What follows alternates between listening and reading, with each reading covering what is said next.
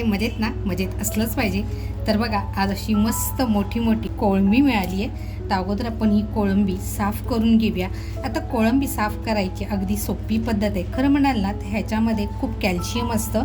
जर तुम्हाला आवडत असेल तर नक्की आवर्जून हे खाऊन बघा, खूप छान लागतं.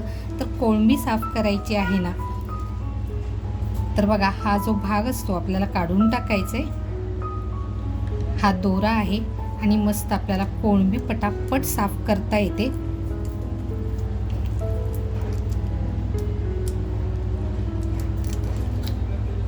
बघा, छान आपली कोळंबी साफ झाली.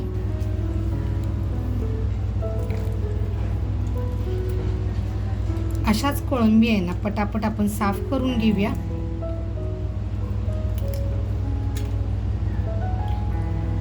बघा, ह्याच्यामध्ये आहे ना कॅल्शियम खूप असतं. त्याच्यामुळे बघा, फक्त कोळंबीचे जे पाय आहेत तेच फक्त मी काढून टाकते आणि बाकी कोळंबी घेणार आहे. आणि हा जो दोरा आहे तो आपल्याला काढून टाकायचा आहे.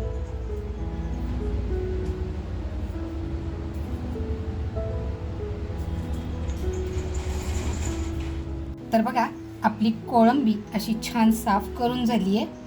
आणि म्हणाल ना, तर मी कोळंबीचा मागचा जो भाग असतो ना तोही घेतला आहे, कारण ह्याच्यामध्ये कॅल्शियम असतं. त्याच्यामुळे बघा, खाण्यासाठी सुद्धा रुचकर लागतो. ज्याचं निघालं पूर्णपणे बाजूला झालं त्याशी व्यवस्थित साफ करून घेतले. तर अगोदर ह्याला आपण कोकम आगळ म्हणजे कोकमाचा रस लावून घेऊया. त्याचबरोबर थोडीशी हळद लावून बाजूला करून एक 5 ते 7 मिनिटासाठी ठेवून देऊया. तर बघा मित्रांनो, आपली जी हळद आहे ती आपली शलाका ऑल इन वन ह्या आपल्या घरगुती मसाल्याचीच हळद आहे. म्हणजे अगदी घरगुती पद्धतीने. आणि आत्ता जी हळद येणार आहे ती अगदी गावठी हळद असणार आहे. तर कोणाला हवी असेल तर नक्की तुम्ही मागवू शकता. तर बघा, आगळ आणि हळद लावून कोळंबी आपण एक 6 ते 7 मिनिटासाठी बाजूला करून ठेवूया. साहित्य बघा, ओलं खोबरं घेतले, एक कांदा घेतला आहे, त्याच्यानंतर मिरची घेतली आहे, लसूण, आल्याचा तुकडा आणि कोथिंबीर घेतली. अगदी गावरान पद्धतीने झणझणीत असा आपण कोळंबीचा रस्सा बनवणार आहोत. तर अगोदर आपण कांदा, खोबरं हे सगळं आहे ना, हे बारीक कट करून घेऊया.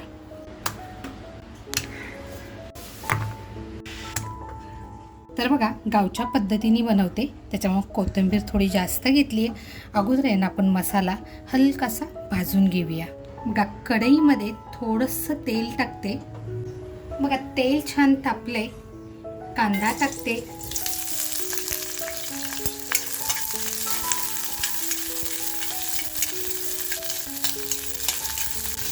कांदा आपल्याला आहे ना सोनेरी रंग येईपर्यंत छान असा परतवून घ्यायचा आहे. तर बघा, कांदा आपला हलकासा सोनेरी होत आलाय.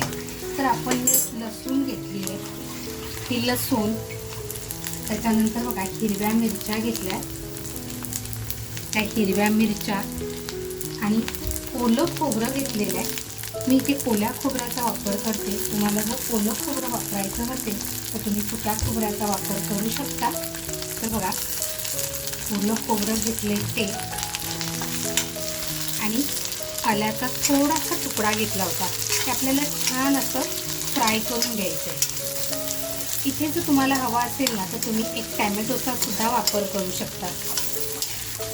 पण मी टॅमॅटोचा वापर न करता सीझन वाईज म्हणाल तर आता आपल्याकडे कच्ची कैरी यायला लागली बाजारामध्ये. तर माझ्याकडे कच्ची कैरी आहे, तर मी टॅमॅटोच्या ऐवजी कच्च्या कैरीचा वापर करणार आहे.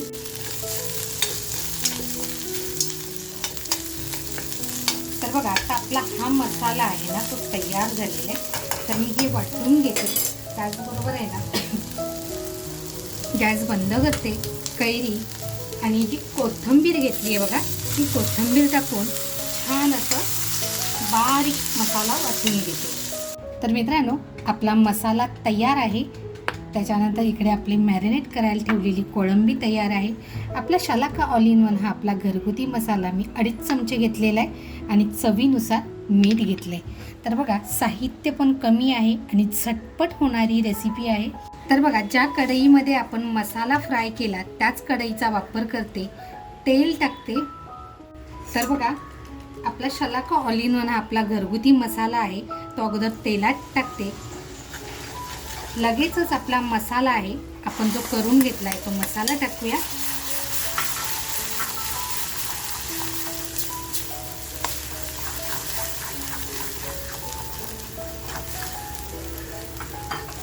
बघा मसाला करपू नये म्हणून थोडंसं पाणी टाकते.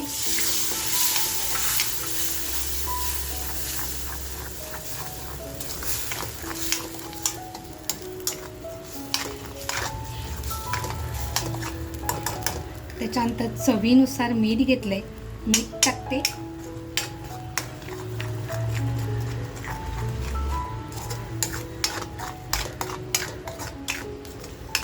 मसाला आहे ना आपल्याला छान असा फ्राय करून घ्यायचा आहे. खरं म्हणाल तर आपण मसाला हा छान फ्राय करून घेतलाय. सुगंध म्हणाल ना तर अप्रतिम येतोय. आता जी आपण मॅरिनेट केलेली कोळंबी आहे ती कोळंबी टाकूया.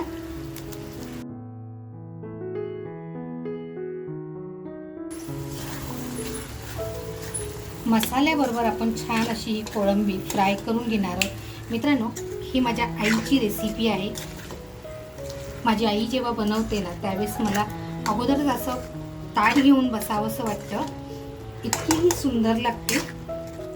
आता बघा ह्याच्यामध्ये आपल्याला जितकं पाणी पाहिजे ना तितकं पाणी टाकून घ्यायचं आहे. तर मसाल्याचंच भांडं आहे त्याच्यामध्ये पाणी घेतले, म्हणजे मसाल्याचं भांडं धुवून मी पाणी घेतलंय. तर बघा जितकं पाणी पाहिजे ना तितकं पाणी घेतलेलं आहे मी. आणि आता छान आपल्याला रश्शाला उकळी येऊन द्यायचे. तर बघा 5 ते 6 मिनिटं आपण छान मसाला उकळून देऊयात.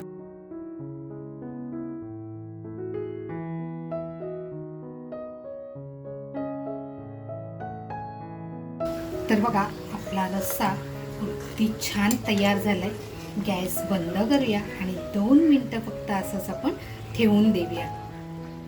मित्रांनो, झणझणीत आणि गावरान पद्धतीचा कोळंबीचा रस्सा आहा एक नंबर बेत. रविवार म्हटलं ना की असा एक नंबर बेत असेल.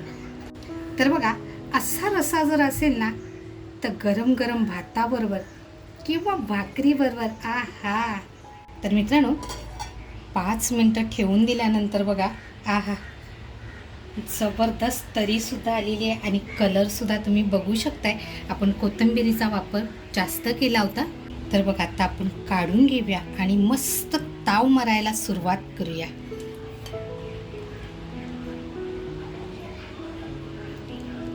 मित्रांनो, आज बनवलेला गावच्या पद्धतीचा कोळंबीचा झणझणीत रस्सा, ही रेसिपी तुम्हाला कशी वाटली, आवडली असेल आणि व्हिडिओ इथपर्यंत बघितला असेल तर नक्की लाईक करा. लाईकबरोबर आपल्या मित्रपरिवारामध्ये शेअर करायला विसरू नका. आणि हो, माझ्या रेसिपी तुम्हाला आवडत असतील तर नक्की चॅनलला सबस्क्राईब करा. मस्त खा आणि स्वस्त राहा, त्याचबरोबर स्वतःची काळजी घ्या. थँक्यू. तर बघा कोळंबीचं जेवण आणि बरोबर सोल कढी आहा.